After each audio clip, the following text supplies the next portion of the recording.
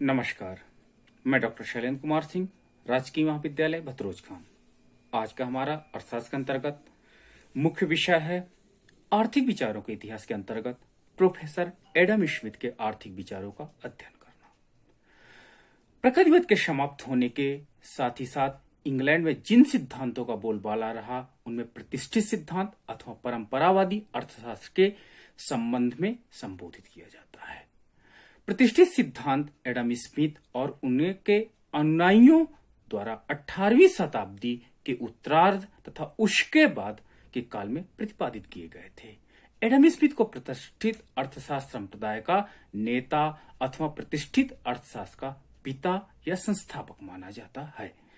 इस प्रकार Adam Smith अर्थशास्त्र में फादर ऑफ इकोनॉमिक्स के नाम से जाने जाते हैं और उनकी वहीं से अर्थशास्त्र में एक नई विचारधारा का प्रारंभ हुआ, जिसे हम परंपरावादी या प्रतिष्ठित सिद्धांत के नाम से भी जान सकते हैं। संक्षेप में एडम स्मिथ को अर्थशास्त्र का संस्थापक कहे जाने के संबंध में निम्नलिखित तर्क दिए जाते हैं। एडम स्मिथ वे प्रथम व्यक्ति थे जिन्होंने आर्थिक विचारों को क्रमबद्ध रूप में प्रस्तुत किया। यद्यपि एडम स्मिथ की प्रसिद्ध पुस्तक वेल्थ ऑफ नेशन में लगभग सभी पूर्ववर्ती विचारकों एवं विचारों का समावेश है, तथापि स्मिथ की आधारभूत विशेषता यह है कि उन समस्त बिखरे हुए विचारों को इस रूप में प्रस्तुत किया है कि वे सब उनके ही मौलिक विचार प्रतीत होने लगे हैं। स्मिथ की भाषा अपनी है जो कि बहुत ही रोचक है और विचारों को प्रतिपादित करने का ढंग भी बहुत अनूठा है, जिसमें अर्थशास्त्र दृष्टिकोण के साथ साथ जीवन तत्व की भी चर्चा की गई है। इस प्रकार एडम स्मिथ की वेल्थ ऑफ नेशन पुस्तक प्रकाशित हो जाने के पश्चात ही अर्थशास्त्र का अध्ययन एक पृथक विज्ञान के रूप में किया जाने लगा। इस प्रकार यदि हम एडम स्मिथ के आर्थिक विचारों की यदि हम चर्चा करते हैं, जो कि वेल्थ ऑफ नेशन उनकी पुस्तक से या अन्य पुस्तकों में जो जिनमें उनके विचारों को समायोजित किया गया है, उनके आधार पर हम विवेचना करते हैं। तो सबसे पहले श्रम का महत्व एवं श्रम विभाजन पर एडम स्मिथ बात करते हैं। उन्होंने कहा कि किसी भी कार्य को यदि टुकड़ों के रूप में हम कर लें, उन्होंने दो प्रकार के श्रम विभाजन की बात की, सरल श्रम विभाजन और जटिल श्रम विभाजन। तो इस प्रकार सबसे पहले एडम स्मिथ ने ही श्रम विभाजन की चर्चा की। उसके बाद है प्रकृतिवाद एवं आशावाद पर उन्होंने अपने विचार प्रस्तुत किया। इसके अलावा राजनीतिक दर्शन, आर्थिक स्वतंत्रता एवं राज्य के कार्य, मूल्य का सिद्धांत, स्वतंत्र व्यापार नीति, अंतर्राष्ट्रीय व्यापार का निरपेक्ष लाभ सिद्धांत, पूंजी एवं विनियोग का सिद्धांत, वितरण का सिद्धांत, राजस्व संबंधी विचार एवं आर्थिक विकास का सिद्धांत प्रोफेसर एडम स्मिथ द्वारा प्रस्तुत किए गए। तो आइए हम क्रम से इन पर चर्चा कर लें। सबसे पहले हम श्रम विभाजन की बात करते हैं। श्रम विभाजन का सीधा तात्पर्य होता है कि जब किसी कार्य को टुकड़ों में किया जाए, जैसे अगर कोई दर्जी है, वो एक शर्ट का सिलाई का काम करता है और पूरे दिन में एक शर्ट पहले काटता है, फिर सिलता है, कॉलर बनाता है, बाह बनाता है, बाजू बनाता है। इस प्रकार वो पूरे दिन में एक शर्ट कंप्लीट करता है। यदि इसी कार्य को टुकड़ों में कर दिया जाए, कॉलर बनाने के लिए एक अलग से दर्जी, बाह बनाने के लिए एक अलग से, नपाई के लिए एक अलग से, कटाई के लिए एक अलग से, तो वो लोग अपने कार्य में दक्ष हो जाएंगे, जिसके परिणाम स्वरूप उनकी कार्यकुशलता बढ़ जाएगी। जैसे कॉलर बनाने वाला है, यदि एक दिन में 5 कॉलर बनाता है, जब उसकी कार्यकुशलता बढ़ जाएगी तो अच्छी क्वालिटी की कॉलर, और वो भी कम समय में, एक ही दिन में हो सकता है वो 10 बनाने लगे। इस प्रकार प्रोफेसर एडम स्मिथ ने आर्थिक विचारों के सिद्धांत के अंतर्गत यह बताया कि यदि हम किसी कार्य को टुकड़ों में बांट दें तो उससे श्रम की गुणवत्ता बढ़ जाती है, उसकी कुशलता बढ़ जाती है, जिसके परिणाम स्वरूप हमारा टोटल आउटपुट भी बढ़ जाता है। इस प्रकार श्रम विभाजन किसी उद्योग या किसी कार्य में होना अति अनिवार्य होता है। अगली चर्चा प्रोफेसर एडम स्मिथ प्रकृतिवाद और आशावाद पर करते हैं। प्रकृतिवाद से तात्पर्य है आर्थिक संस्थाओं के स्वतः उद्गम तथा विकास को ही प्रकृतिवाद कहा जाता है। यानी नेचुरली रूप से यदि कोई इंडस्ट्री डेवलप करती है या डेवलपमेंट प्रोसेस होती है तो हम उसे प्रगतिवाद कहा जाता है। स्मिथ ने यह सिद्ध किया कि सभी आर्थिक संस्थाएं जैसे श्रम विभाजन, मुद्रा, पूंजी, मांग आदि की स्थापना प्राकृतिक रूप से हुई है, अर्थात आर्थिक संस्थाओं के निर्माण में किसी बाह्य सहायता, शक्ति तथा योजना का हाथ नहीं रहता है। स्मिथ के कथनानुसार मनुष्य स्वभाव से ही स्वार्थी है। वो प्रत्येक आर्थिक क्रिया इसी भावना से प्रेरित होकर के करता है, परंतु जब समाज के समस्त व्यक्तियों की इन प्रकृतियों का समन्वय हो जाता है तो आर्थिक संस्थाओं का जन्म होता है एवं विकास भी होता है।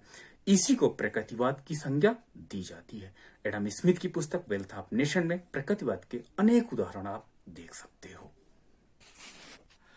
आगे चलकर के प्रोफेसर एडम स्मिथ ने प्रकृतिवाद को आशावाद से जोड़ दिया। उनका विश्वास था कि जो वस्तु अथवा संस्था प्राकृतिक, आकस्मिक अथवा स्वाभाविक रूप से जन्मी है तथा विकसित हुई है वो लोकहितकारी है, कल्याणकारी है एवं न्यायपूर्ण होगी। क्योंकि आर्थिक संस्थाएं भी जो प्राकृतिक हैं और स्वयं ही उत्पन्न हुई हैं, ईश्वरीय है और मानव समाज के लिए कल्याणकारी है, ये संस्थाएं विभिन्न प्रकार से मनुष्यों की सेवा करती हैं और देश में सुख, समृद्धि, वैभव लाती हैं। स्मिथ के शब्दों में यदि हम बात कहें तो श्रम विभाजन, मुद्रा का आविष्कार तथा पूंजी का संचय अनेक ऐसे प्राकृतिक सामाजिक तथ्य हैं जो धन की वृद्धि करते हैं। मांग और पूर्ति का संतुलन, विनिमय के माध्यम की आवश्यकता के अनुरूप मुद्रा का वितरण, जनसंख्या का मांग के अनुसार समायोजन एवं अनेक ऐसे प्राकृतिक तत्व हैं जो आर्थिक समाज में कुशल कार्यकरण के लिए आश्वासन देते हैं। इस प्रकार हमने एडम स्मिथ के प्रकृतिवाद तथा आर्थिक आशावाद पर विचार किया। एडम स्मिथ ने आर्थिक स्वतंत्रता में राज्य के कार्य पर भी अपने विचार प्रस्तुत किए। उन्होंने कहा कि अर्थव्यवस्था में आर्थिक स्वतंत्रता प्रदान करनी चाहिए। तात्पर्य यह होता है कि राज्य का किसी प्रकार का किसी भी उद्योग के संदर्भ में, विकास के संदर्भ में हस्तक्षेप नहीं होना चाहिए। एडम स्मिथ ने का महान ग्रंथ राष्ट्रों की संपत्ति 5 भागों में विभक्त है, जिसमें उत्पत्ति, वितरण तथा विनिमय से संबंधित समस्याओं पर इन्होंने विस्तृत प्रकाश डाला है। एडम स्मिथ से पूर्व प्रकृतिवादियों ने भी मनुष्य की आर्थिक स्वतंत्रता का पूर्ण समर्थन किया था, परंतु स्मिथ ने इस दृष्टि को विस्तृत और वैज्ञानिक स्वरूप प्रदान किया। एडम स्मिथ ने अपने के अनुसार जब तक कोई व्यक्ति न्याय के कानूनों का उल्लंघन नहीं करता है, वो अपने हितों को अपने ढंग से पूर्ण करने के लिए अथवा अपने उद्योग एवं पूंजी के द्वारा दूसरों से प्रतियोगिता करने के लिए स्वतंत्र है। इस क्षेत्र में सरकार की हस्तक्षेप की नीति का पालन नहीं किया जाना चाहिए। अपने निषेध की आगे प्रोफेसर एडम स्मिथ ने राज्य के कार्य को स्पष्ट किया। राज्य के कार्य को स्पष्ट करते हुए प्रोफेसर एडम स्मिथ कहते हैं कि राजकीय हस्तक्षेप केवल उस क्षेत्र में होना चाहिए जो मनुष्य के नियंत्रण के बाहर हो। इस तरह उन्होंने राज्य के 3 कर्तव्य बताए हैं।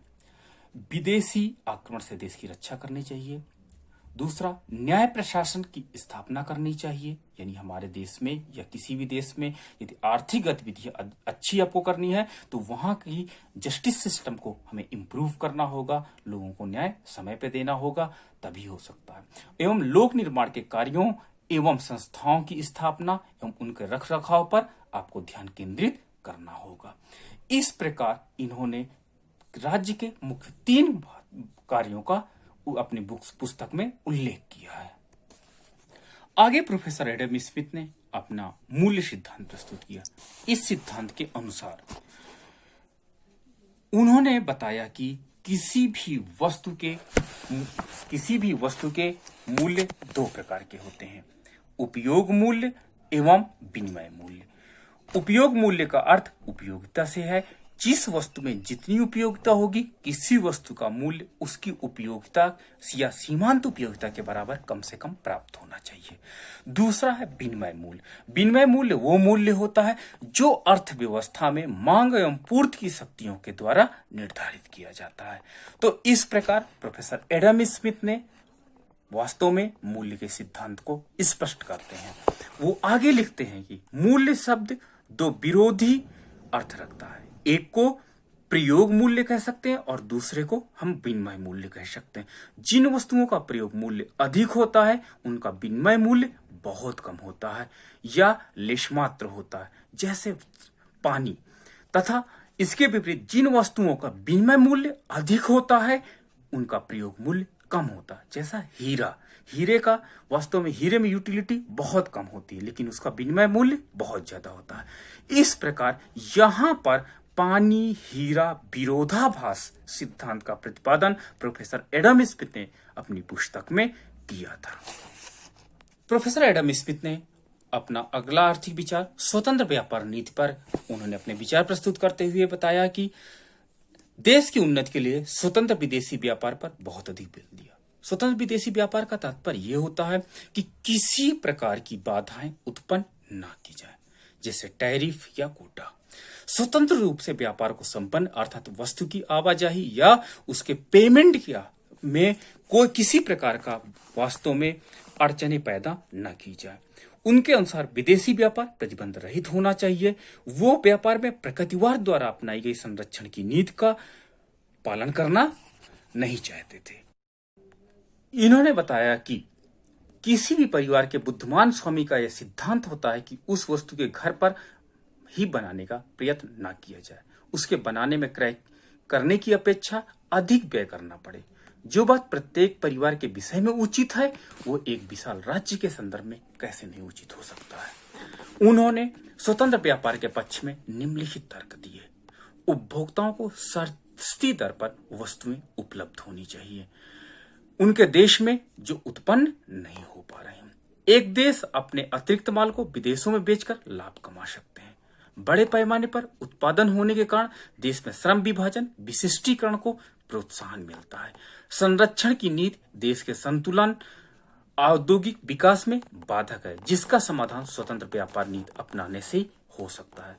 स्वतंत्र व्यापार प्रादेशिक श्रम विभाजन के लाभ को हमें उपलब्ध कराता है। इस प्रकार स्वतंत्र व्यापार की कुछ अपवाद भी हैं। प्रोफेसर एडम स्मिथ स्वतंत्र अंतरराष्ट्रीय व्यापार पर लगाए जाने वाले प्रतिबंधों का विरोधी थे, फिर भी कुछ दशाओं में उन्होंने संरक्षण की नीति को अपनाने पर बल दिया। सुरक्षा उद्योगों की दृष्टि से जैसे हमारे पास आर्मी के जितने इक्विपमेंट बनते हैं, यदि उनको उसका उत्पादन करना है तो हमें संरक्षण की नीति का पालन करना होगा, क्योंकि यदि हम वास्तव में सुरक्षा संबंधी उपकरणों पर आत्मनिर्भर नहीं होंगे तो कोई भी देश हम पर अटैक कर सकता है। इसलिए सुरक्षा उपकरण के लिए हमें संरक्षण की नीति अपनानी होगी ताकि हम देश में ज्यादा से ज्यादा सुरक्षा उपकरण बना सकें। आत्मनिर्भरता प्राप्त करने के लिए आयात कर लगाएं। मान लीजिए किसी चीज में हमारे देश में वास्तव में संसाधन है लेकिन कार्यकुशलता या अन्य या पूंजी की कमी है, तो इन देशों में आयात कर लगाए जा सकते हैं ताकि देश में पूंजी प्रोत्साहित हो सके और लोग उस उद्योग को लगाने के लिए आगे आए। जहाजरानी के विकास के लिए राष्ट्रीय जहाजों का प्रयोग किया जाता है तथा विदेशी जहाजों पर प्रतिबंध लगाया जाता है, वहां पर भी हमें वास्तव में संरक्षण की नीति को अपनाना चाहिए। इस प्रकार एडम स्मिथ ने के आर्थिक सिद्धांत में हम देख सकते हैं कि उन्होंने स्वतंत्र व्यापार नीति को अपनाया। स्वतंत्र व्यापार नीति का तात्पर्य होता कि किसी प्रकार का व्यापार में अवरोध उत्पन्न न होने पाए, इस प्रकार का व्यापार हमें अपनाना चाहिए। आगे एडम स्मिथ ने आर्थिक विचारों के सिद्धांत में निरपेक्ष लाभ का सिद्धांत प्रस्तुत किया। निरपेक्ष लाभ का सिद्धांत ये कहता है कि मान लीजिए एक देश दो वस्तुओं का उत्पादन करता है। मान लीजिए भारत गेहूं और रबड़ का उत्पादन करता है। गेहूं के लिए क्लाइमेट कंडीशन, लेबर, टेक्नोलॉजी बहुत हमारे पास कार्यकुशल है, इफिशिएंट है। इसलिए दिए हुए श्रम से हमें ज्यादा गेहूं पैदा हो जाता है, लेकिन रबड़ का उत्पादन भारत कम कर पाता है। मान लीजिए वो रबड़ का उत्पादन गेहूं से बहुत कम करता है, लेकिन दोनों को देश की आवश्यकता है। व्यापार न होने की दशा में एक देश रबड़ का भी उत्पादन करेगा, गेहूं का भी उत्पादन करेगा।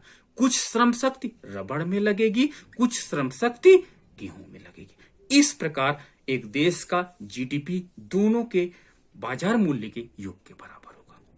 दूसरा देश मान लीजिए मलेशिया है। मलेशिया गेहूं और रबड़ का उत्पादन करता है, लेकिन climate condition, working efficiency, technology और पूंजी कैपिटल के कारण वहां पर रबर का उत्पादन तो अच्छा होता है, लेकिन उन्हीं श्रम एवं पूंजी से गेहूं का उत्पादन कम होता है। तो निरपेक्ष लाभ का सिद्धांत ये कहता है कि भारत को चाहिए कि रबर के उत्पादन बंद करके संपूर्ण पूंजी एवं श्रम शक्ति को गेहूं के उत्पादन में लगा दे। वहीं मलेशिया को चाहिए कि संपूर्ण शक्ति को रबर के उत्पादन में लगा दे, जबकि गेहूं के उत्पादन से हटा दे। इस प्रकार निरपेक्ष लाभ का सिद्धांत ये कहता है कि भारत को गेहूं के उत्पादन में रबर की अपेक्षा निरपेक्ष लाभ प्राप्त हो रहा था, वहीं मलेशिया को रबर के उत्पादन में गेहूं से निरपेक्ष लाभ प्राप्त हो रहा था। इसलिए मलेशिया को रबर के उत्पादन में श्रम विभाजन तथा विशिष्टीकरण को अपनाना चाहिए, जबकि इंडिया को गेहूं के उत्पादन में श्रम विभाजन एवं विशिष्टीकरण को अपनाना चाहिए और आपस में मलेशिया तथा इंडिया को ट्रेड कर लेना चाहिए। इस प्रकार दोनों देशों की जीडीपी बढ़ जाएगी, दोनों देशों का उपभोग का स्तर बढ़ जाएगा, दोनों देशों में गेहूं और रबर का कंजप्शन भी बढ़ जाएगा। इस प्रकार प्रोफेसर एडम स्मिथ द्वारा प्रतिपादित निरपेक्ष का लाभ का सिद्धांत दोनों देशों के लिए लाभकारी होगा और वो स्वतंत्र व्यापार नीति के अंतर्गत व्यापार होना चाहिए। इस प्रकार एडम स्मिथ ने निरपेक्ष का लाभ का सिद्धांत प्रस्तुत किया। हमने एडम स्मिथ के प्रमुख विचारों पर दृष्टिकोण डाला। अतः हम ये कह सकते हैं कि एडम स्मिथ एक ऐसे प्रतिष्ठित अर्थशास्त्री थे जिन्होंने अर्थशास्त्र के सभी क्षेत्रों में लगभग प्रकाश डाला और उन पर अपने विचार व्यक्त किए, जो उस समय 1776 के लिए में वास्तव में एक अनोखी सोच थी और इस दिशा में उन्होंने बहुत कार्य किया। धन्यवाद।